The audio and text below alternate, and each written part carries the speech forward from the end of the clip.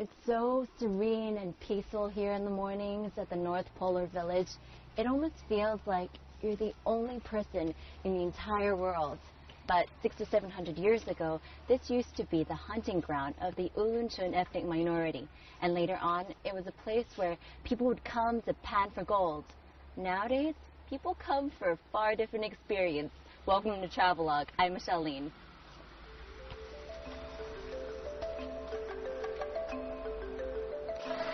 1.5 hours from Mohe town is China's North Pole village, known in Chinese as Beijichun or Beiji Village. It was originally called Mohe Village until, that is, in 2006, when the locals changed the name to one that capitalized on their greatest assets, their location at the most northerly tip of China, and being the only place in the country where you can see the northern lights. On first impression, Beiji Village, tucked away among the forests of the Danxing Anling or Greater Xing'an Mountains region, looks like a sleepy place that is scarcely touched by the outside world. But the locals feel quite comfortable with the tourists who flock to their homes, curious about life in the northernmost village in China. Overlooking the Chita and Amur regions of Russia, Beiji Village has a history of over 150 years. However, due to the Great Fire of 1987, little remains of the past here.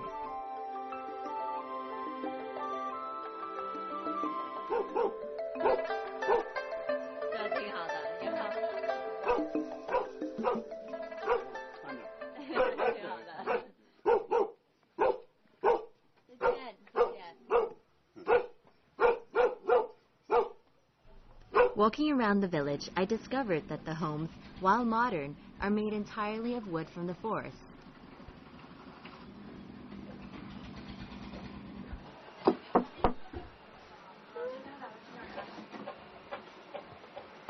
In the past, this is what the houses in Beiji Village would look like. The entire structure, including the gate and the main door, was made out of unprocessed logs.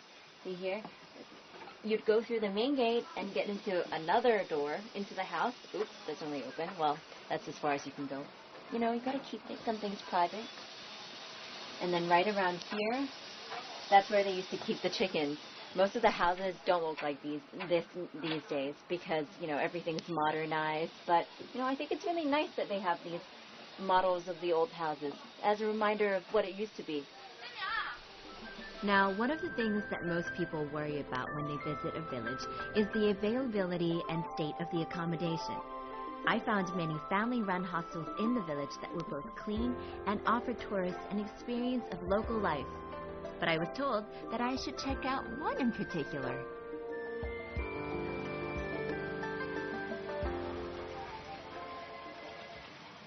Look at the room. It is so cozy. It's just entirely made out of timber. And the best thing about it, check this out, is the view. You get, on one side you get the forest, and on the other side you get Heilongjiang. Fantastic, right? And it's not even expensive. It's about 200 kwai a night off season. Some say this is the best place to spot the northern lights. But even without nature's spectacular light show, the unobstructed view of the Heilongjiang River and the Russian shore is unbeatable. Now, if you're going to spend a number of hours outside enjoying the view, come prepared. Even in the summer months, the temperatures here can drop drastically in the evenings, so the short sleeves that you can wear during the day won't keep you warm at night.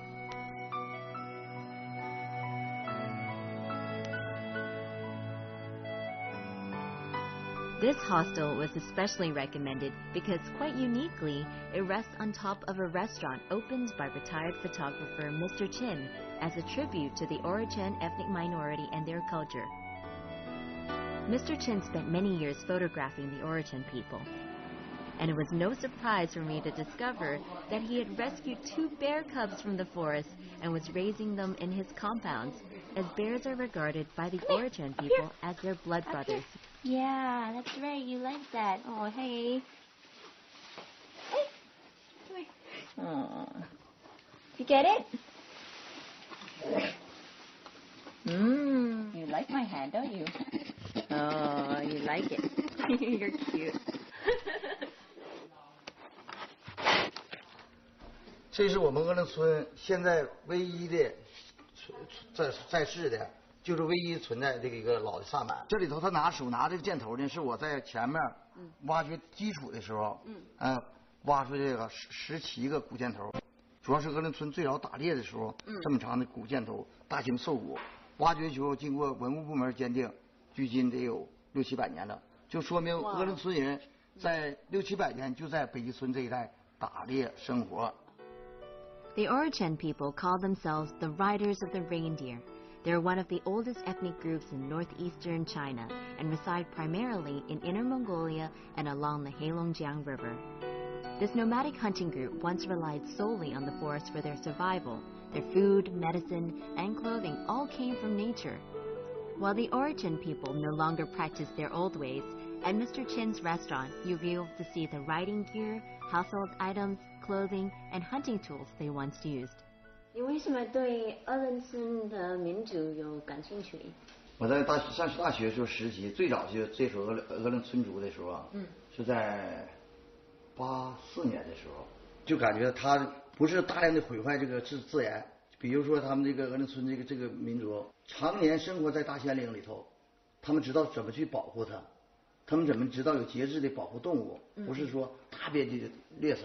这是鄂伦村狩猎归来这么一个场景，临时打猎居住这么一个盖的戳楼子，它大部分都是用狍子皮做的，大约50多个狍子皮做一个围子，这一般是冬天用的。它主要是住的时候呢，它中间有个篝火，烤子，最关键它是睡的是狍子皮的睡袋，穿的衣服。是皮，睡的床也是皮是吗？有的有床，有的直接就可以睡到地下，也可以睡到雪上。关键它的底下的，雪上就是在这个雪地，它这个铺的那是袍皮，它是隔寒隔凉的。这是在这个马上，直接鄂伦村打枪很准，在马上直接掏枪就能打中猎物。这张照片是在打猎完以后，当天晚上回来再做这个狍子肉，喝酒。With Mr. Chen showing me pictures he'd taken of the Orichan people, I grew increasingly curious about their culture and asked him if I could find any Orichan people in North Pole Village. Apparently, a family lived nearby. He drew me a map to their home and pointed me in the right direction. After some searching, I finally found the place they were staying in, and thanks to the magic of mobile communication, they were already expecting me. 你好。你好。你好。你穿的真漂亮。你好，你好。从哪来的？说的，从哪来？我们在北京来的。为你这么小。你们就是在漠河多长时间了？也挺长时间了。你教我一下鄂伦村话吧。行。什么？你说阿嘎达。阿嘎达。阿嘎达比。阿嘎达。对啊。这样。你看过这个北极光吗？看过。你什么时间看得懂啊？80年的时候，86年吧。下子那天。也有10点到11点之间。从这个方向来了个那么大的光，完了到我们上班一下就扩散了。哎呀，那个亮亮的那个，哎呀，我说这是咋的呢？我说这么亮了那天，对，有一点害怕是吗？害怕了，我用那个大帆布跟它蒙上。这样是吧？我就蒙上了，怕了挺长时间，我一看，哎呀，我是不是什么别的国家放的什么玩意儿？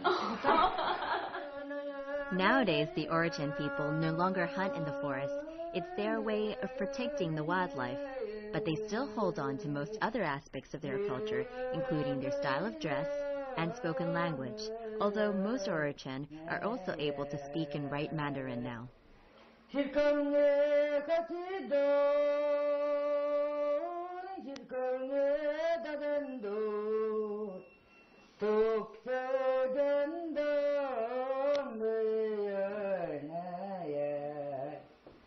What happened happens is this bag here is used over winter, and it's for keeping little things like knives, and if they go hunting and they catch little animals and like, you know, rabbits and stuff, they can put it inside, and then later on, after they've eaten the meat, they use the skin, for example, like this, to make shoes and, you know, bags and various other little like trinkets. Oh, see. 那个大的小的可以。有两个模特今天，一个 the winter bag from the winter collection and the summer bag from the summer and spring collection. 不是线。哦，不是线，不是线，怎么做这个的？那个刨的动物的筋，搓成线。哦，就这。哦，这样。不好的。Yeah, you can't break this. This is like 几十年也不说，100年也不说。So that even if you use this for 100 years and you tried pulling at it, it still wouldn't break. In this weather, I was very impressed to see someone fishing in the Heilongjiang River. Few dare to brave the icy waters, preferring instead to line fish from the comforts of their boats. It turns out that Lijie catches fish from the river to feed to her guests at the family-run hostel.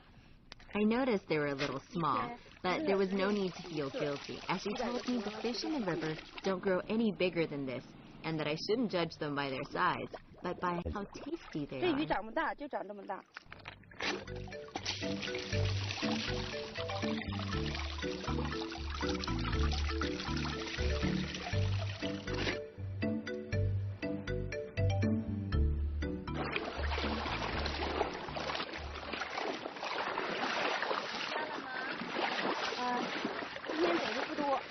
She said that usually she gets about half a basket worth, but today the catch is a little sparse.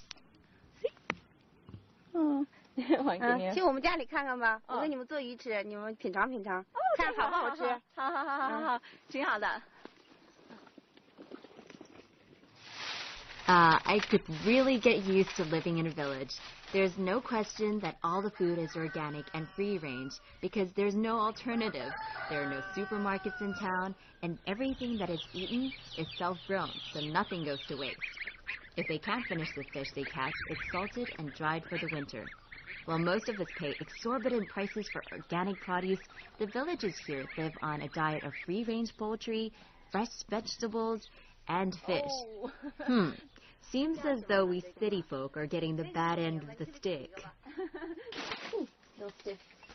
Oh. Wow, it's really humid in here. Oh, look. Do you see that? It's cilantro. Nice. I haven't spent much time on farms, so I was surprised to find that cucumbers have spikes. Yes, for those of you who already knew that, laugh away. It's not easy. 中午咱们就吃这个了啊！我去做菜去。好。What surprises me is how easy it is to prepare the fish. Just give it a quick wash, mix it up with some salt, and stick it into the wok to deep fry. I'm a fan of deep fried anything, so I was definitely looking forward to this meal.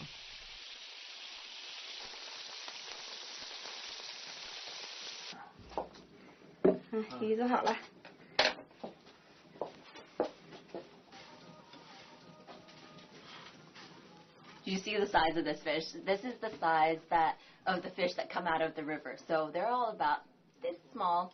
It's good. Let me see. You can eat the whole thing. It's a local delicacy here, and all the locals eat it. And they say that when the visitors come, they really like this dish. So if you come, you got to try this.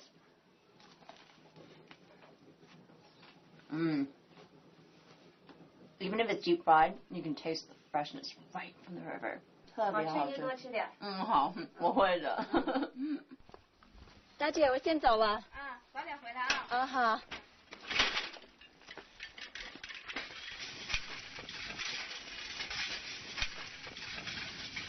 Prior to my trip, I'd read about Yinjing, who, after graduating with a degree in finance, decided to return home to Beiji Village and become an ordinary postal worker.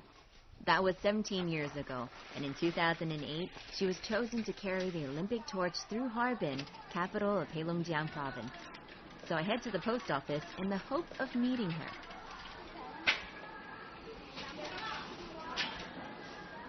Unfortunately, when I arrived, Yinjing was out on her run, busy delivering mail to the 3,000 households in Beijing. This despite the fact that she's been promoted to town postmaster. I decided to hang around and check out the most northerly post office in China. While it looks like most of the China post office around the country, I discovered that people also come here to get sealed and special postcards made using any picture from their cameras. It can get pretty busy around here, so if you're not one for waiting, get up early. The post office opens at 8:30 a.m. Cool. Well, that's pretty good, actually. It's not every day that you come to the North Pole Village, so, it's nice to take something home. And at the post office, well, see, you can make a little postcard and send it to whoever you want. Dear Mom. While I didn't get to meet Yinjing, I'm pretty sure that at some point she'll be sorting out my postcard along with the many others sent by tourists back to family and friends, all signed off with variations on, "With love from North Pole Village." Most people just, take a spin around Heilongjiang River to get a look at, Russia and China on both sides. But if you have the time, you should go right up to the head. 你好，你好，你好，谢谢。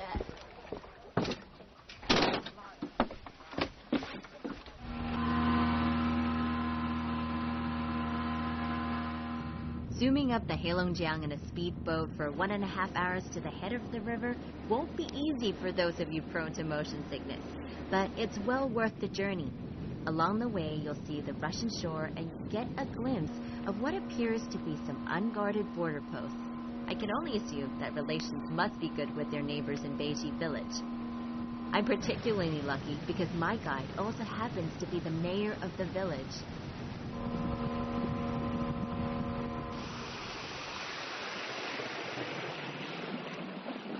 This is 2条河的交汇处，2条河并到以后，再往下游就叫黑龙江了。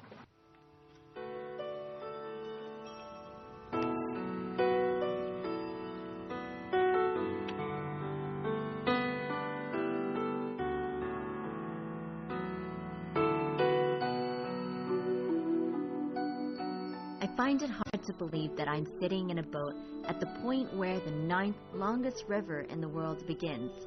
At this crossroad of rivers, I know that if I go upstream in one direction, I'll be traveling along the Argun River towards Mongolia, and in the other direction, the Shilka River will take me to Russia.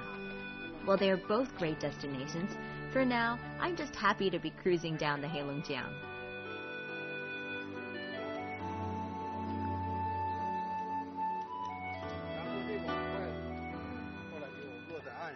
在冰上来。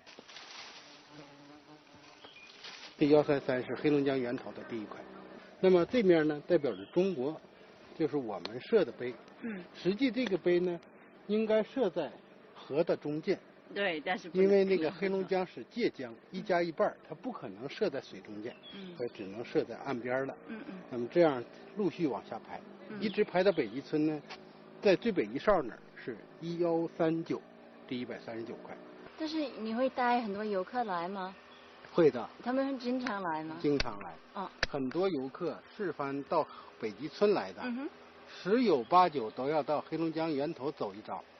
那么到这里呢，都要在这个黑龙江源头第一块界碑上摸一下，留个影，拍一下照，作为一个见证。让我们拍一个吧。1、2、3。 不错。哎，不错。Traveling on the Heilongjiang River, I'm struck by just how wide and open the space feels, even where the clouds seem to reach down and touch the water. It's a beautiful day out, and it's on days like these that you can really appreciate the spectacular scenery of the Heilongjiang River. Near the head of the river, you'll find Luoguchun, a very small village that is actually the most northerly village in China, although few people ever travel here.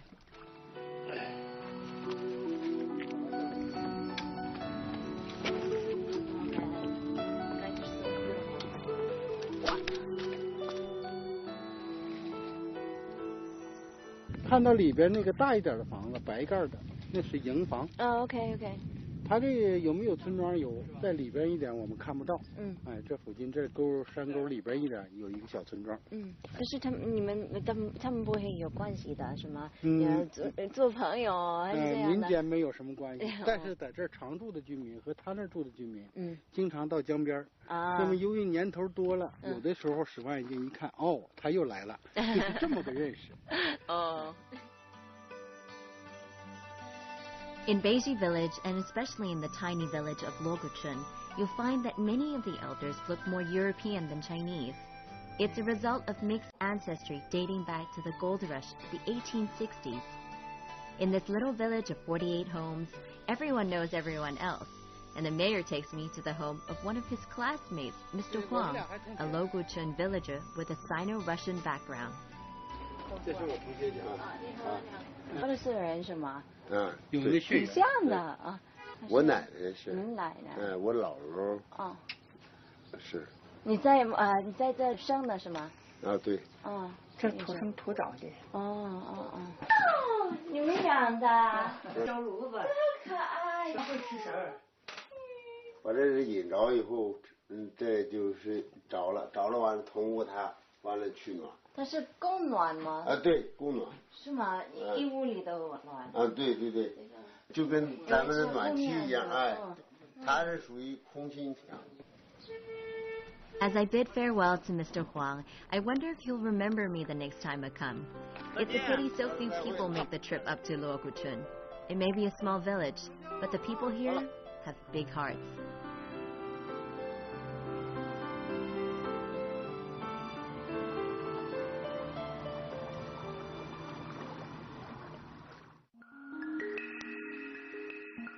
Most people come to Mohe to see the northern lights.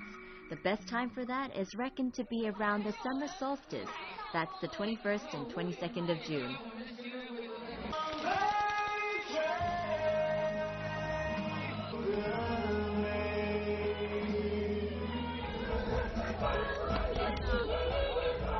This is so exciting. I'm at the Northern Lights Festival, and it's an annual festival where everyone from all across China comes here just to watch the performance and to join in all the activities.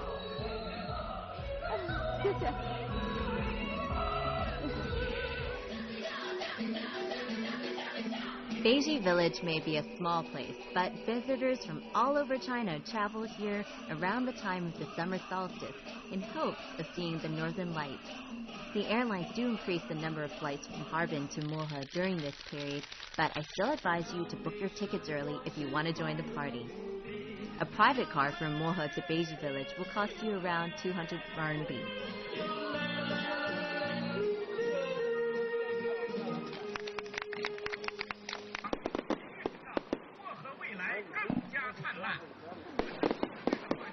Okay, so we're going to go in this direction to, I don't know where I'm following everybody, towards the fireworks. Woo! Huge! For me, fireworks tend to signify a beginning, be it New Year or the start of the Northern Lights Festival. It's still early, and judging by the array of fireworks being set off on the banks of the Heilongjiang, I get the feeling this party is only just starting.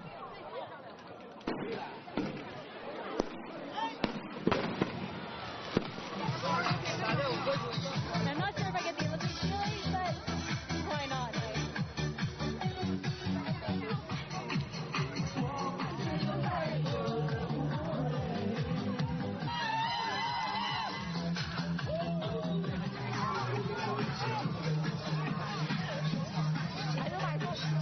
I'm so tired for doing this. Okay, enough dancing. Let's go party. Join the party. The younger visitors and locals party the night away to trashy techno music, hoping that if they stay awake long enough, they'll catch sight of the northern lights.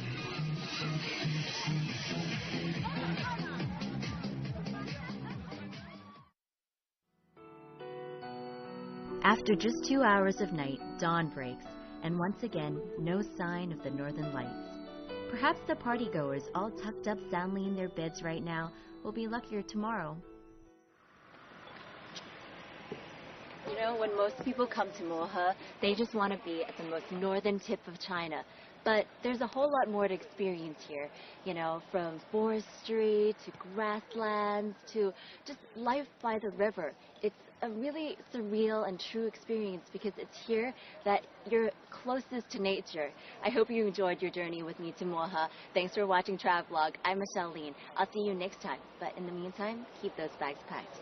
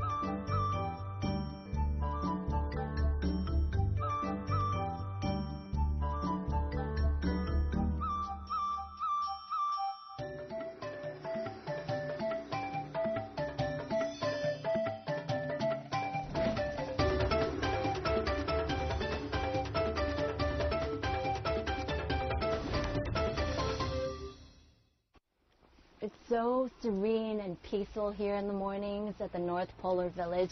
It almost feels like you're the only person. This region looks like a sleepy place that is scarcely touched by the outside world. But the locals feel quite comfortable with the tourists who flock to their homes, curious about life in the northernmost village in China. Overlooking the Chita and Amur regions of Russia, Beiji village has a history of over 150 years. However, due to the Great Fire of 1987, little remains of the past here.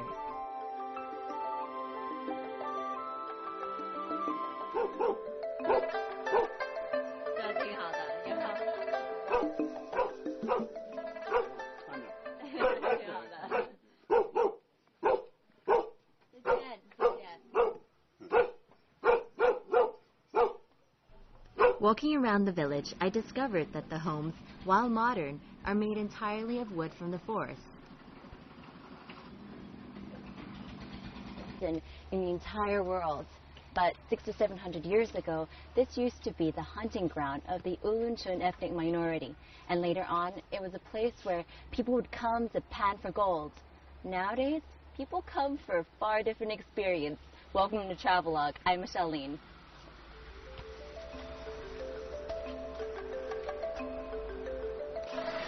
1.5 hours from Mohe town is China's North Pole village, known in Chinese as Beiji Chun or Beiji village. It was originally called Mohe village until, that is, in 2006, when the locals changed the name to one that capitalized on their greatest assets, their location at the most northerly tip of China, and being the only place in the country where you can see the northern lights. On first impression, Beiji village, tucked away among the forests of the Danxing Anling or Greater Xing'an Mountains, local life. But I was told that I should check out one in particular.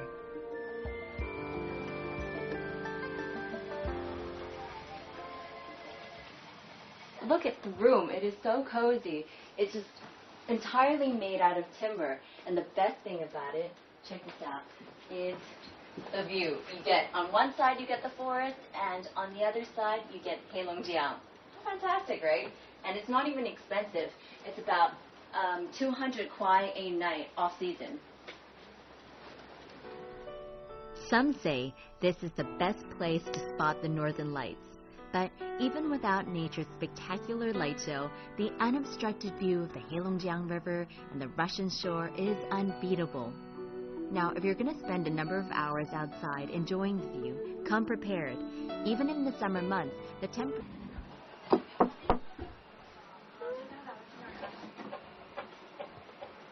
In the past, this is what the houses in Beiji village would look like. The entire structure, including the gate and the main door, was made out of unprocessed logs. See here? you'd go through the main gate and get into another door into the house. Oops, that's only open. Well, that's as far as you can go. You know, you got to keep some things private. And then right around here, that's where they used to keep the chickens. Most of the houses don't look like these days because, you know, everything's modernized. But, you know, I think it's really nice that they have these models of the old houses as a reminder of what it used to be. Now, one of the things that most people worry about when they visit a village is the availability and state of the accommodation. I found many family-run hostels in the village that were both clean and offered tourists an experience of